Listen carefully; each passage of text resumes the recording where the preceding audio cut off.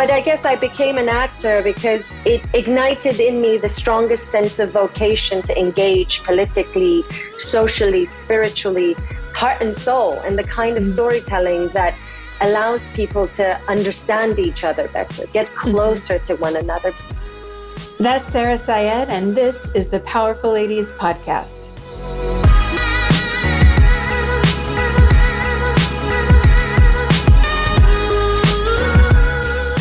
Hey guys, I'm Cara Duffy, a business coach and entrepreneur on a mission to help you live your most extraordinary life by showing you that anything really is possible. People who have mastered freedom, ease, and success, who are living their best and most ridiculous lives and who are making the biggest impact, are often people you've never heard of until now. Today's guest, Sara Seyed, is an activist, actor, and prior human rights lawyer. The past few months, she's been dedicating herself full-time to sharing, discussing, and talking about the revolution currently happening in Iran. In this episode, we cover the latest news on Iran, how her love for acting and activism has been woven through her life, and why it's so important for those of us who have the ability to speak up, to do so for those who cannot speak up for themselves.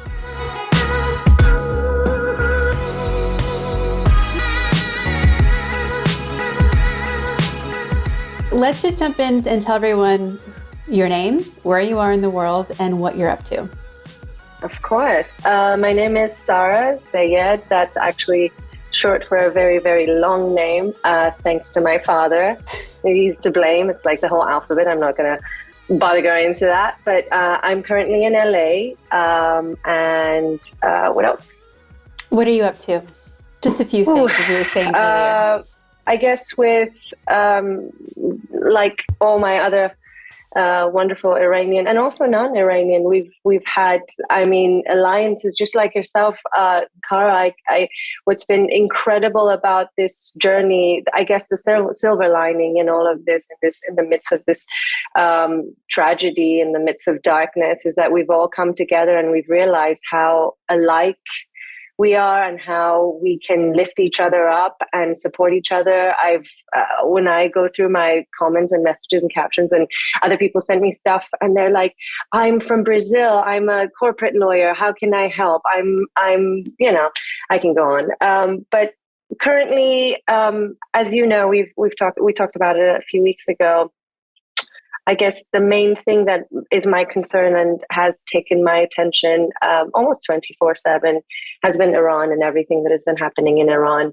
About a few weeks back, I guess 5 weeks to be exact, or 6, a tragedy occurred. A lady by the name of Mahsa Amini, 22 years old, was taken by the morality police, and I can get into that later on, because of what she was wearing, because of her hijab, by the way she was wearing her hijab, because she was actually covered. And by all standards of morality, police's own requirements, she was more covered than most women that walk around that I've seen. So she was unfortunately unlucky to be their target. She was taken away. She was actually with her own brother walking. They were separated. Her brother was beaten at the time. She was dragged into a van and then taken away. A few days later, her family were notified that she's been badly, there was trauma to the head and the skull, and they found her in a coma. She passed about, I guess, 48 hours later. It's so tragic that I had all the details down, but since then there have been numerous killings, numerous beatings, 52 children. We've lost 52 children, some shot point blank, some beaten to death at schools with batons. There were many school raids. There were also there were mass killings at places of worship. Like we're talking about, the Bloody minorities. Friday. Absolutely, at the city of Sanandaj. There was, and afterwards, even they were being raided by military grade weapons. We lost about 66 people in 60 minutes. And I had previously said, I was like, that's more than a life per minute, if that's not the definition of genocide, and especially because they had targeted a certain ethnicity, then what is that? If killing people for political means is not terrorism, then what is? I think we need to revisit certain definitions. And when it comes to what the Islamic Republic of Iran's regime is doing, sadly, that tragedy occurred, and Mahsa sort of became the spearhead, the force behind years, I guess, beyond. We talk about 40 years, but people of Iran have had decades of oppression and mistreatment by their governments. But I guess during the Shah era, which was before the 1979 revolution, there was at least a system put in place where certain, I guess, there was if something like this occurred, you could go to the police and seek some sort of justice, if you may. But unfortunately, this government has been oppressing, has been imprisoning, has been torturing. We have received news of rape in prison cells. A lot of people have gone missing without any information for their families. They've or any information as to their whereabouts, their health, their condition, which is obviously completely against all kinds of laws, just even their own sovereign laws, even their own constitution, even their own Sharia laws in their revolutionary courts. So after that incident, people were just like, enough is enough.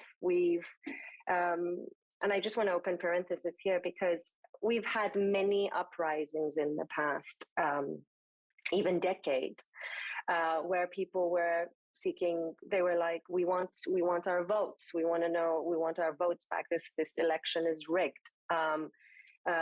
We want to live in a society where we're respected, where women can become ministers, they can take ministerial positions, they can be judges, where divorce is not a death sentence on someone's life, basically, where I will not lose my child, even to a sick father who cannot maintain or provide for the welfare of my child. And that was just the aspect. That's just the sort of, I guess, the gender apartheid aspect of this whole thing. There's also economy. I mean, we have 75% of our population, almost, I guess maybe even more than that, below 35, 40. So that's a very young, vibrant, modern, liberal, connected to the internet. I guess that's also a very, very important thing to think about. This generation's now easily they can have conversations. They can see what's going on outside. They want to know what the latest music out there is, what the trends, fashion, all of that, and they're very, very tech savvy, which has helped in a lot of ways, and I guess has mobilized this movement even beyond its beyond what we originally anticipated. But just to kind of quickly circle back to Mahsa, it sort of became it came to a head, but it had all the undercurrents of economical stagnation. People were fed up with all the, this an economy which is basically mismanaged by lies. We have, if I'm not mistaken, 79% of college graduates are women in the higher education sector. So section. And we're thinking, and a lot of men, obviously, a lot of boys they come out of their universities with stellar resume, like basically stellar grades and ready to work, ready to be part of the society, ready to offer their expertise. Sadly, there's no opportunity for them. They end up driving for what we have Snap as opposed to Uber. They end up becoming taxi driver. Not that that's a very reputable job. I'm not saying, but what I guess I'm saying is there are no opportunities. Like buying a house, a single young couple is almost unheard of. Rents are skyrocketing. I was talking to a friend of mine who was like, you have no idea. I get the receipt back from supermarket and it's like unbelievable. It's like, how can I afford strawberries nowadays? And we're talking about the affluent sector of the society. And so these undercurrents kind of came to a head: economy, social oppression, demand for civil liberties, also this political, I guess, deadlock, you may, because it's in a lot of ways what I was referring to when it comes to the initial uprisings about a few years ago. I think it was 2001, 2003. I might be getting the years wrong, but because I have to convert them, I know them in Farsi, but the initial uprisings were about how can we fix the system? How can we create measures within this system that is autocratic in a lot of ways, if not totalitarian, to be honest. How can we figure out ways? And therefore, there were many politicians who came about who were all about new measures, setting out new measures, finding ways to circumvent a very strict and very conservative way of interpreting these rules and regulations and allowing more space for people to breathe. Unfortunately, that was quashed many times over and over again by an election that was rigged, by creation of systems and forces like the Basij or the morality police. And so this time it's different in that people are saying enough is enough. We've had it. The system is not fixable. And we want the dictatorships gone. Well, I pulled some numbers this morning. These are the latest based on Reuters. Over 14,000 people have been arrested. As you mentioned earlier, most of which we have no idea where they are. Only 300 have been confirmed killed, which we're guessing is significantly low. Yeah. There have been protests at 129 universities, of which there's really only about 250-ish in the entire country. So that's the majority of universities are having protests. And it's been across 133 cities in all regions. Which is a huge difference to what was happening before, and that there were sections, there were sort of these pockets of uprisings back in the days where it was like, be it universities, be it strikes in certain oil refineries and what have you. But now it's taken, and I want to point this out, Kara. It's like, I guess what this government's severely mistaken about is that a lot of people who are against this regime are actually in their houses, but they sort of believe that they have too much to lose or what have you. So we have a sect of the society who's just very wild and ambitious and have had enough with what's going on, which are the students and people who have been under such they've carried the burden of the economy being in such a bad place for so long. So it's just reached up to here for them. But what they're mistaking is that a revolution is not just about the amount of people in the streets. It's about an ideology that has taken over many people's mindset, and that in itself brings about the demise of any regime. I mean, if you think about it, if back in the days women would walk in the streets with their scarves a bit, not quite right, they would they would be told off, or there would be an ultimatum or what have you. And now we see videos where police officers are passing by women without hijab, or like women are just like, just carrying their scarves on their shoulders or in their bags, walking about, having a great day with their friends and what have you. I mean, great, relatively speaking. But I guess that in itself is a huge reflection of what has happened throughout this movement, in that it's transformed people. Now it's possible. Now we can have the life we want. There is a future. And I think once you see the end of the tunnel, once people get to see that light, it's almost impossible to go back. And therefore, there is a huge break between the relationship of the government and the people. So once that ideology is taken over, now you go to an office and people will, they would completely set aside the rules and regulations they have to abide by, and they will do as they think is right. Well, and to give everyone context, for if this is the first time they're hearing you, of course, you are an ex-human rights lawyer. You're an actor.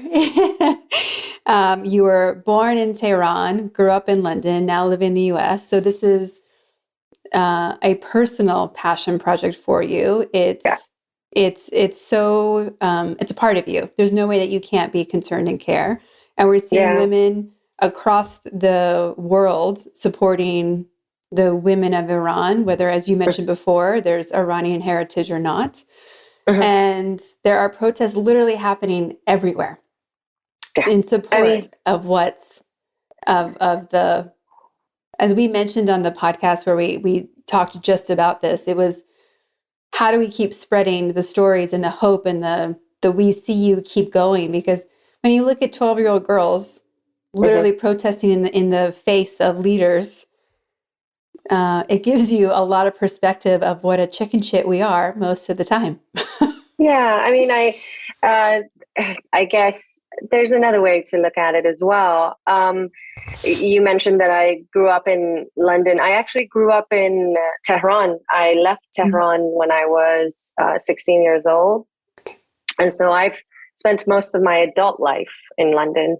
But I grew up in Iran, and I have had first-hand experience with the morality police. I mean, I went to a correctional center. I slept there. I spent one night in prison just for being at a party where a mixed party with guys, and there were alcoholic beverages there, just like a normal, what a normal teenager would do. And as I guess comical it may sound now, for lack of a better word, it was pretty traumatic at the time. And that during my sort of elementary years at school, I had the privilege of studying at a school where we were taught English at the same time. We learned English and Farsi simultaneously at the same, and it was a very liberal, open space. There was a lot of like our curriculum was filled with, our syllabus was filled with arts and God knows what. And as the years went on, and I'm talking about within 5 years' time, all of a sudden there was a huge shift of in terms of in the management sector of the education overall in Iran. They changed history books to accommodate what they feel like they should be teaching. Many of not just the education sector, but also journalism, freedom of expression. There was a huge crackdown on freedom of expression and the independence of journalists, which we now also, I would love to get into that later on, because there are two ladies who have, they were the sounding boards of what happened tragically to Mahsa, and now they've been convicted of espionage and capital punishment of mufsid fil-ars, which basically stands for those who corrupt the earth, and that it has capital punishment. So they're waiting. They're basically on execution. That's a side track. Mid-school, we were forced to wear chador, which is a long veil black long veil. We had to be covered. And just please, just try to imagine like an 11, 12-year-old girl already wearing magnaya, which is like sort of like a scarf, long socks, long manteau, which is like the long coat, trousers, and sometimes in the deep heat of the summer, like it's, you know, when during winter it was pretty fine, but and then in the mornings we would queue up and chant "Death to America, Death to Israel." I mean, that was a thing for and for us. Me coming from a family who's just so open-minded, and like my father's just in all ways and shapes and form very much an atheist. For him, you know, we would just laugh about it, and even amongst my friends, we would just like be chanting at the same time. We would be smuggling Britney Spears posters, like you know, this has been going on for a long. Like we would smuggle CDs of Backstreet Boys at the same time. We had to pray during the Friday mass prayers and pretend as if we're very good Muslim girls. That said, there was from very early on, you're forced to assimilate to a system that is very foreign to your body and to your everything. Like the trauma that would ensue from like when they told us to wear the chador, I was like, no, I'm not doing that. Like I'm already covered. And I never forget, I had me and about 14 other friends of mine, and I still talk to them. I love them. I like tie our veils to the trees in protest, which caused, you know, me personally to be on probation for 2 months. And that was sort of, and I guess what I'm trying to say is that these little pockets of protest, these little pockets of, no, I refuse to live by your way, by your ideology that is in effect boxing me as a woman in some, like one of the ways that, you know, as teenagers we grow up is our connection with the other sex, with the other people, being open, being believe it or not, like I didn't know what sex was until I was like, and that is important for a woman, until I was I guess like 13, 12. Like I thought it was a sin. And when I heard that my parents had made me that way, I was like, I couldn't look at my mom in the eyes. I was like, you committed sin, you. And, you know, and there was this sense of internalized guilt. Time tends to decontextualize a lot of things, but the context of it all is that it's been happening for a very long time. And the trauma of it, for me personally, I'm just sort of reliving that. I'm reliving how they raided the apartment that we were at a party and dragged women by their hair, put them in a van and took us to a correctional center. Like, what had we done wrong? It was just, you know, it just this whole process, it just has kept getting more brutal and vicious, and sadly ended to where, you know, has come to where we are now with the loss of lives. Well, and circling back on the impact on free speech and journalism, there's been, of course, women as well as men who have been arrested for what they're saying, who are either celebrities in some capacity or journalists, musicians. We got, just 2 days ago, Too Much, a very vocal anti-regime rapper. And there's a reason why they arrest people like Too Much, to create fear, to create anxiety, to create hopelessness amongst people and say, you know, he was the big guy. What can you do? Absolutely. Sorry to interrupt you. You were saying. Oh no! It just makes me wonder how many of the people who are being forced to arrest him actually want to. Like, how many of your teachers really cared if you wore whatever? I'm sure there's so many people being like, just please listen. Like, I'm going to get in trouble if you don't. Like, there's oh my God, so many. Kara, so many. What I've always said to my non-Iranian friends is, what we need to understand about this regime is that unlike Daesh or ISIS or Taliban, who, and I'm not even sure they really believe what they're doing, but they use Islamic extremism to commit the atrocities, for lack of, I mean, there's no way around it. I can sugarcoat it and say they put women in holes and deny them education, but that's an atrocity to me. You know, they behead women who, according to the rules and regulations that are very opaque and during unjust trials, they behead people. They still stone, like stoning, a medieval, brutal. That happens. I guess the difference between the Islamic regime's way of going about it, as opposed to Islamic extremism of Daesh and Taliban, is that they use this ideology. They believe in the ideology that God has, their descendants they get their power from some holy source, and anything other than that is spreading corruption on earth.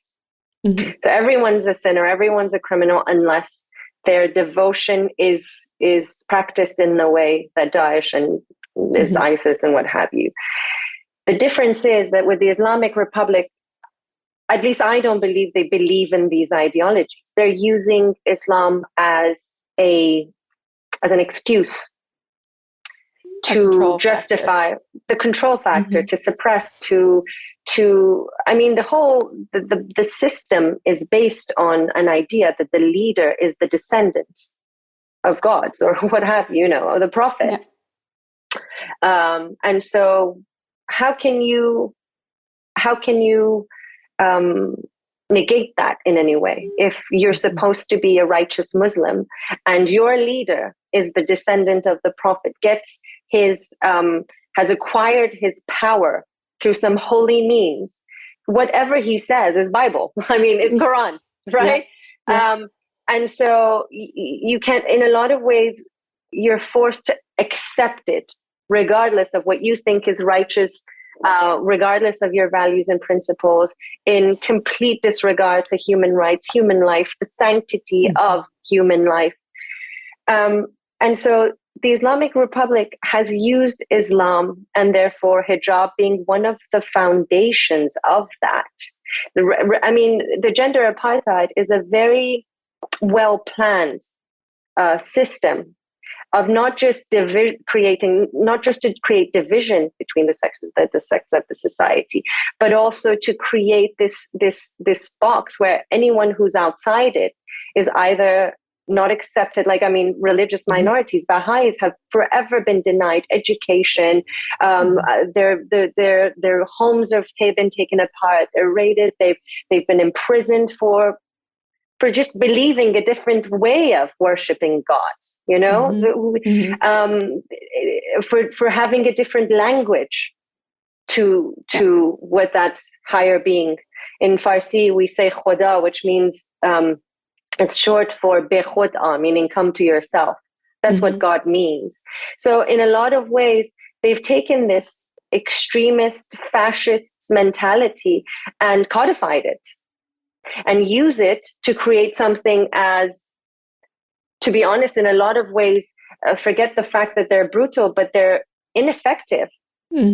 You cannot force morality upon anyone else in this century. Like, what is morality? I mean, define morality. How is it that your morality is more valuable than my morals? And just going back to what you were saying, they don't necessarily believe what they preach. Right. They just use it, because otherwise, why are we seeing all these, why are we seeing their children's in clubs in London? Why are we seeing massive migration of their own? If Western societies are so bad and vicious and mean, why are all your children in Ivy schools? Yeah. Why are pictures of you with your mistresses in the, that's small talk. I don't want to get into that, but because of that, they've allowed themselves to oppress, and one of the ways they do that is by controlling media, by controlling journalism, by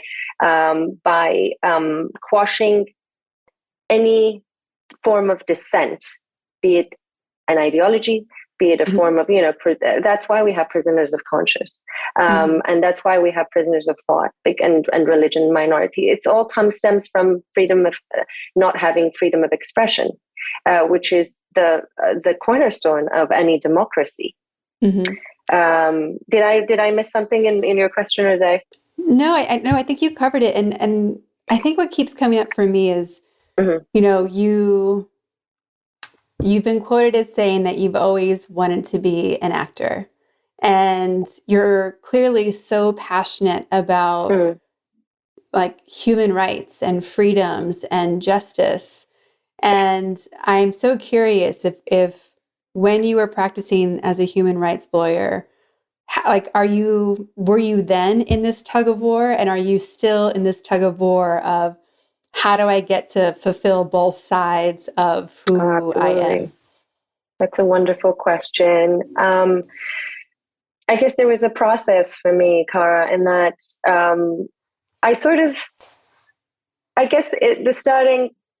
I've always loved, like, my first love was theater and film. I mean, you can ask my mother. She would turn off the TV at 4 a.m. when I had to go to school at 7. I would watch classic movies of like golden era, like Hollywood, Clark Gable and Spencer Tracy and what have you.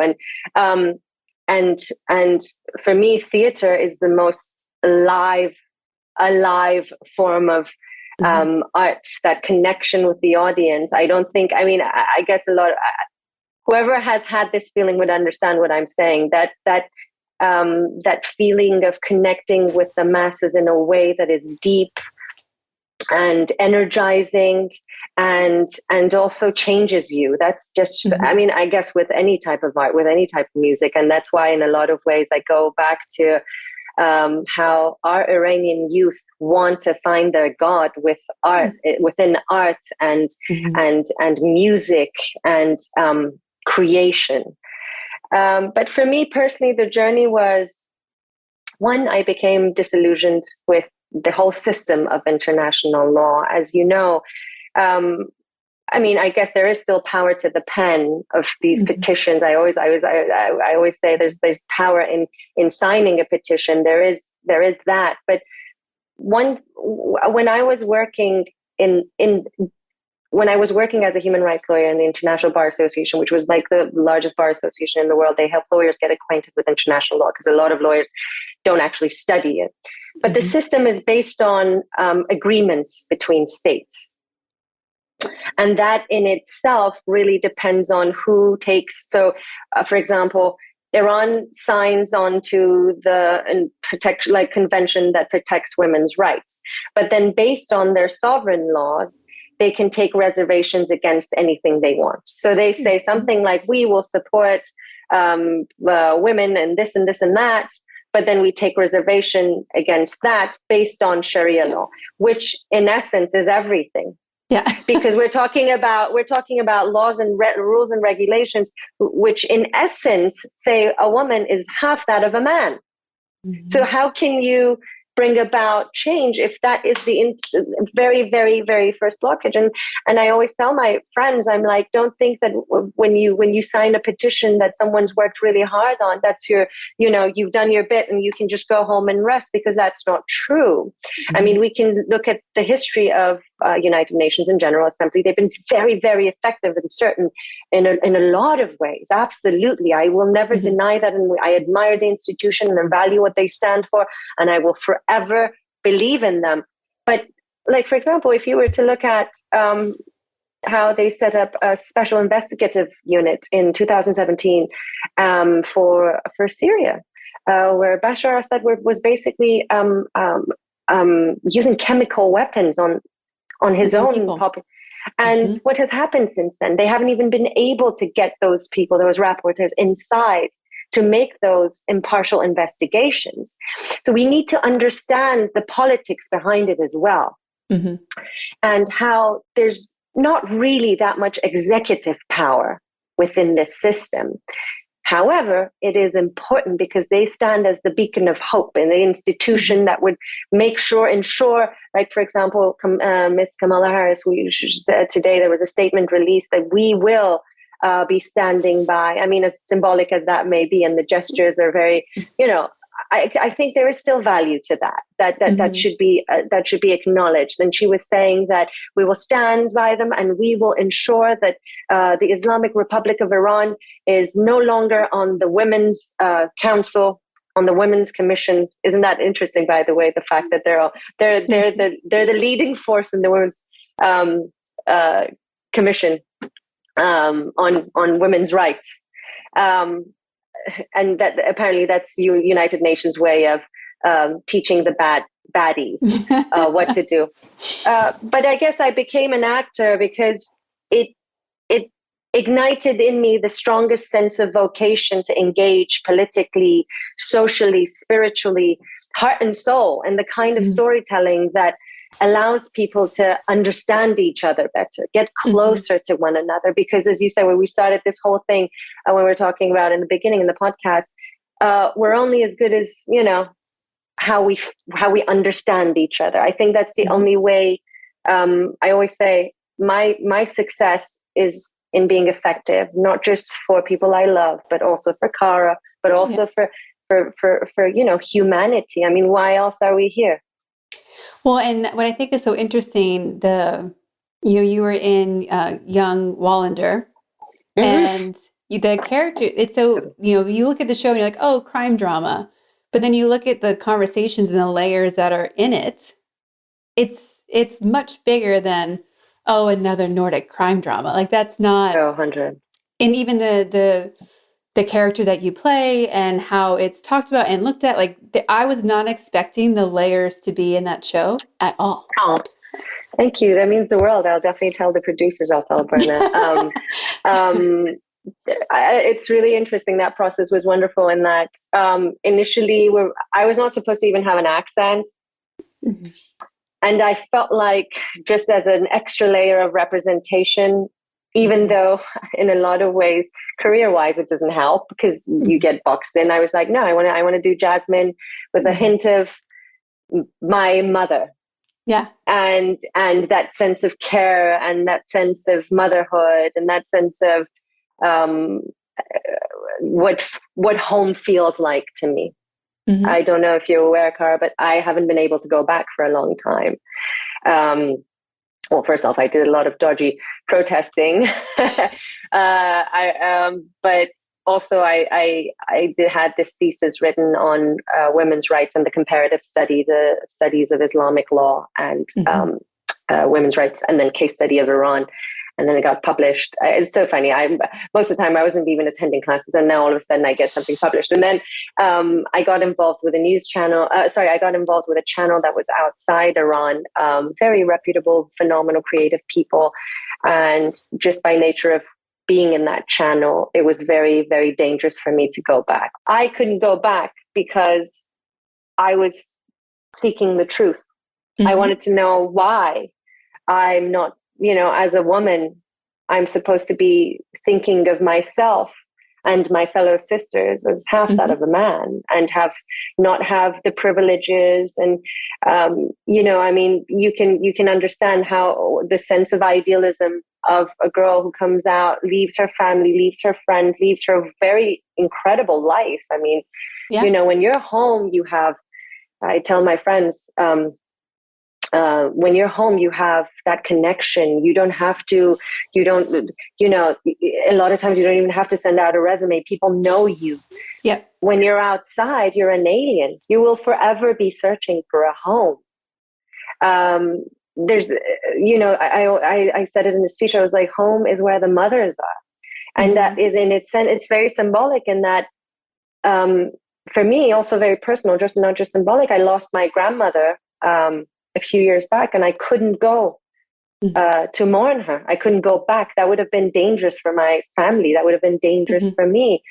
And interestingly enough, I got the news in a middle of a scene of a film I was doing. I'll send it to you. It's in Farsi, but it's pretty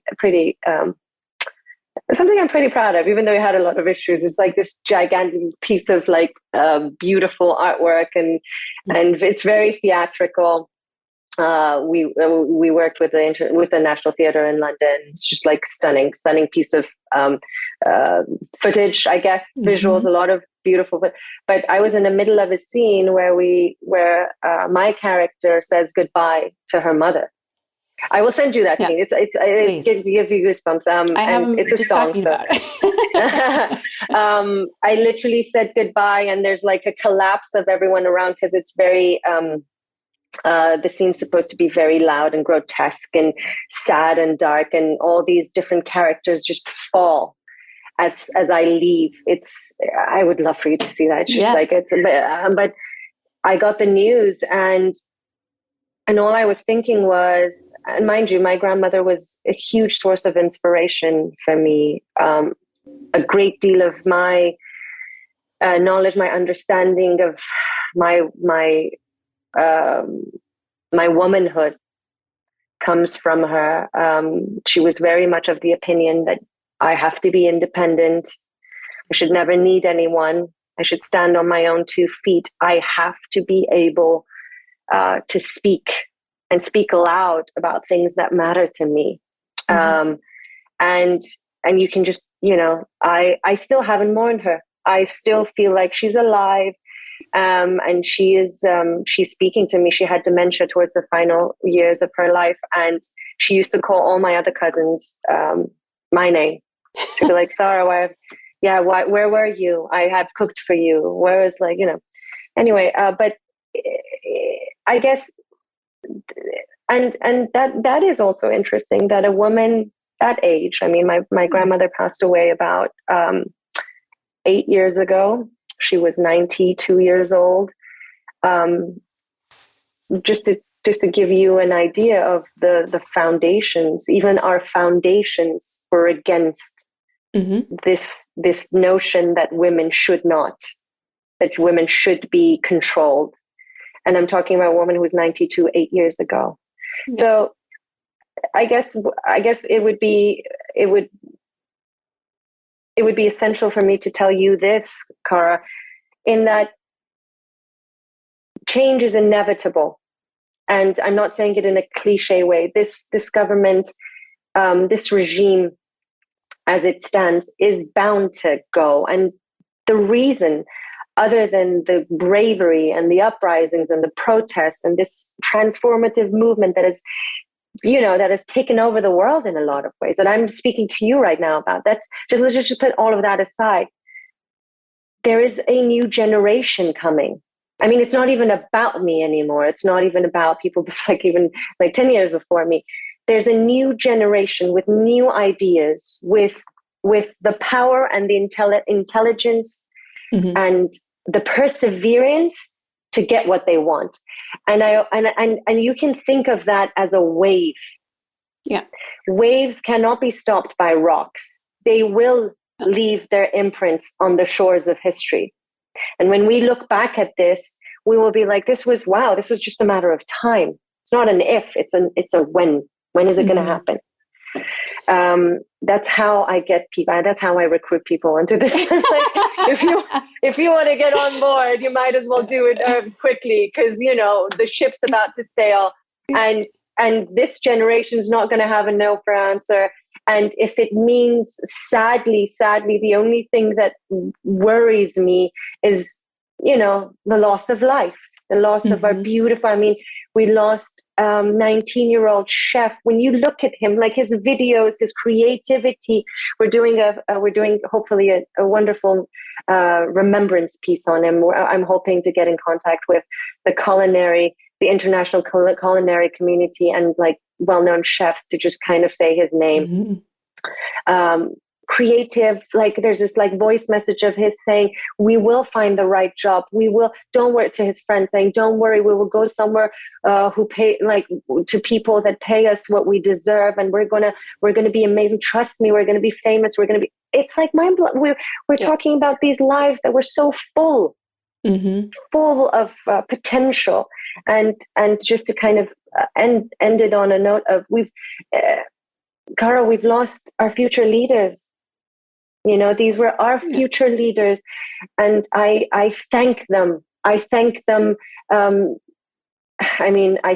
of them, the ones who are alive, the ones who've lost their families. I thank them because they have transformed us and united us in ways that no other leadership could. Yeah.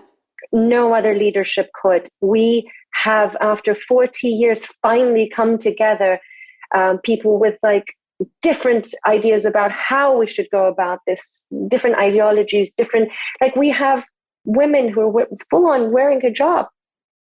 Like one of the most outspoken people against this regime is a lady who was one of the members of the parliament, or like worked as one of the ministers, and she's like, they should be done. Get rid of them. They have taken everything from us. They have taken joy, happiness, livelihood. They promise of a future. Yeah. You know? Well, one of the questions that I ask everyone on this podcast is where you put yourself on the powerful lady scale. If 0 is average everyday human and 10 is the most powerful lady you can imagine, where do you put yourself today and on average, and how do you think about your own power?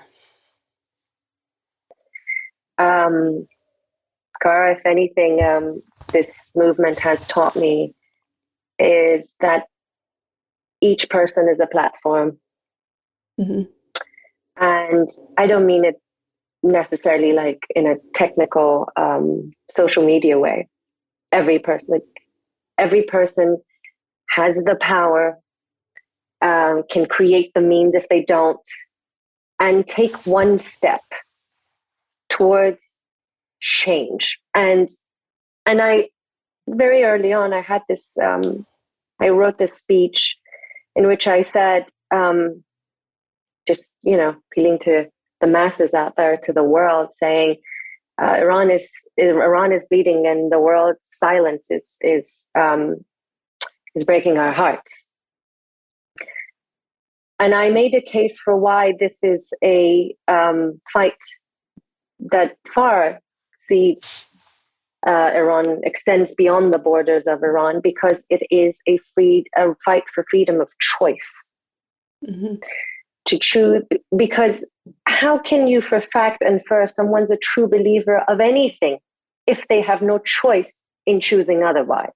And this is what these dictatorships, these autocrats, I guess, understand, because they cannot be that dumb, but go about it anyway, because they have, there's greed, I guess the greatest sin of all. So going back to your question, I might not feel powerful. I might feel very vulnerable, but I feel very empowered. I feel extremely empowered by my friends who inspire me, who give me hope. I feel extremely empowered by our allies, such as yourself, for moving ahead, for taking a step each day. If I were to, I tell my friends, I wish I could fast forward this whole process for you and have you look back at this in 5 years' time and make you realize how every step, every action that you've taken has been a hack at the root of this dictatorship. But the name of this game is perseverance, is consistency, this is a matter of having each other's back, lifting each other up, being there for one another. Because this is not just taxing on, on just physically, it's also very mental, very, very mental. We wake up every day to like an unspeakable amount of brutality, killings, beatings, imprisonments. I mean, just to think about those families who had to wait 9 days just so they could go identify their children's unrecognizable faces in body bags. 9 days of waiting just so you could, And then I go, so I'm not going to allow for that life to have gone in vain. I'm not going to. Like, that is a mission. That is what I'm here for. So I will get my power from whoever I can, whenever I can. I will call Kara and be like, give me some of your nuggets of energy, intellect. Show me that what I'm doing is right, and I will get somewhere. And you're going to be like, you know what? You have already won. You have already won. We have already won. 3 weeks ago, no one would have imagined celebrities such as Angelina Jolie like write about Iran and quote Mossadegh. No one would have imagined Coldplay singing to Shervin and call him a sweet guy. It was really one. It was this sweet guy in Iran who is no one would have thought that Shirin Ebadi, our Nobel laureate, peace laureate, would be talking about Iran in front of everyone, in front of the world, and making a case for why it's right to support this movement. No one, this was unheard of. We all thought, you know what, it's not in the international community's best interest. They need a boogeyman in Iran. They need someone to act like that so that they could sell weapons to their other allies. Yeah. I mean, think about it, Kara. The Islamic Republic has only been bad for its people. It's been great for all the countries around it. Yeah. And the countries far from it, including America. Well, and I heard today that there's the conversation that they might attack Saudi Arabia to distract from what's happening. And I'm like, I mean, really? their ways. Yeah, their ways, because that's a way of uniting, like, it's a way of them appealing to the patriarchy of the nation, being like, we are under attack. And that's what they've done for a long while. That's how they justify their oppression of minorities. They're saying, oh, Kurdish people are separatists, are terrorists. What? Kurdish people have been literally fighting in our borders for as long as I remember. And I'm, that's why they continuously, I mean, if you watch Iran's main news channel, you'll be amazed. It's like a joke. It's like it was heartbreaking to watch one of their, I don't even want to name his name, but he was like, we are the reason why Bashar Assad has been able to fend off 40 countries. You think we cannot get rid of you? You little, God knows what, little teenagers. He literally named 2 girls, Nika Shakarami and Mahsa Amini, and said it like they're nothing. He was like, you think you're our problem? These 2 are our problem? This is nothing.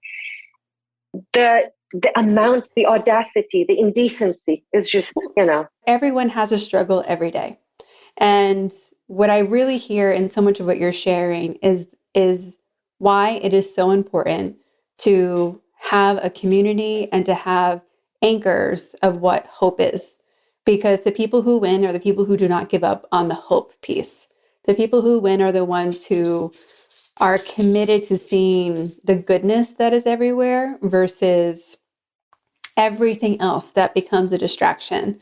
And I think that we are beyond we have surpassed as a globe that thinking that the people are the leaders. Power to the people, yeah. Right. Like that illusion that whatever country you're from, like, oh, Americans are like Biden or Trump. You're like, no, no. And it's the same for any other country you name. And because of the technology we have now to be connected to anyone, anywhere, it's just echoing more and more of how much our core needs and commitments and the things we care about are so much more similar than ever before. At least that we know of it. That's beautifully said, Kara, because I also, just to kind of piggyback off of what you were saying, it's kind of sad that we only come together during our times of hardship. But it's also the silver lining of that is that we realize we suffer from the same pains. We're hurt by the same oppression. Trauma is caused by the same, and by same, I don't mean same in the nature of the act, but in in the way that it manifests itself in our body at a cellular level. Because body doesn't, I guess, body has a language, but it doesn't understand it in I guess, words or actions. It understands it for me, I feel like in a lot of ways, if you may, in colors, in intensity. So when something isn't right, you can feel something isn't right at your core level, whether you deny it, take action against it, or, as you said, seek out a community. I think what's been so wonderful is that literally within days, the diaspora created a collective, gathered funds, and we're like, how can we, okay, well, there's sanctions, okay, so what can we do to keep the voices alive? And we had the biggest billboard in the middle of Times Square set up by the donations of people. And this is pretty expensive stuff. This is very, very time consuming to do. But the power of community, the power of someone in having, connections in Instagram, Apple, what have you, this, that, to now part of our main concern, which I would love to say on your podcast, because we're soon to launch a fundraising, is sadly VPNs, which are our way of circumventing the internet blockage, because the free flow of information is essential for this movement to go on. And you wouldn't believe the amount that is needed to set that up and create. And we've been doing it. We've offered VPNs to many people in remote distant areas. But we need it on a bigger scale because the crackdown is much more stronger. And I think just one last thing I also need to tell people, just in case they're even wondering how to help, is that we need to understand that we've gotten the voice out there. Everyone knows. We've gotten the attention of our leaders. That's why Ms. Kamala Harris would write a statement. Now we need to shift a little bit towards creation of measures that are impactful for people on the ground inside. Because there's one thing is weakening the regime. The other one is empowering the people. And because of rules and regulations in the international arena, maybe weakening the regime might become actually more devastating, cause wars, as we were talking about.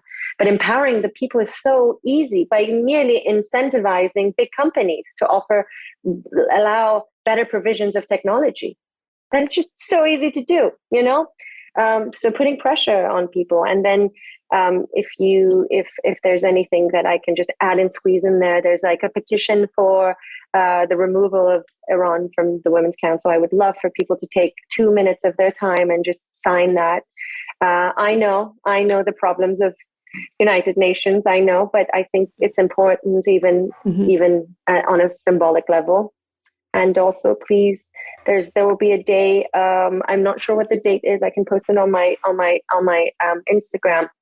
That we're all calling our world leaders, like calling them, the White House. There's a line that you can apparently, I did not even know that before this, and even send out, like, basically, sometimes you get a voicemail, you can just send out your concern. Sometimes you get a person. There's a sort of international call to action to contact your leaders, be it email, be it what have you, to just like put pressure on them. We need that. Sadly, we do need that. We need the international community's help. And if anyone can take a couple of minutes of their time I will post it on my Instagram. I will send it to you, Cara. Sure. Thank you again so much for taking time to, of course, share what's going on, your wisdom, take time for us. This means a lot to the Powerful Ladies community. It means a lot to me. I have gratitude for what everyone in Iran is doing, and for the women who are not in Iran, like yourself, for being such a voice. Thank you. Supporting each other matters more than ever, and thank you for the work you're doing. Yeah, and I look forward to having many more conversations with you.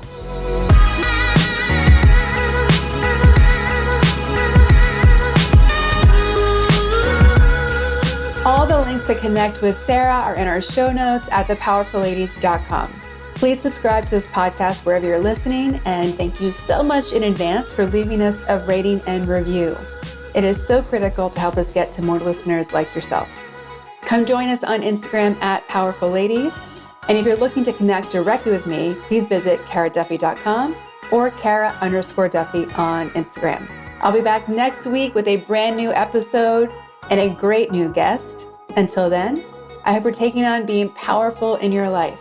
Go be awesome and up to something you love.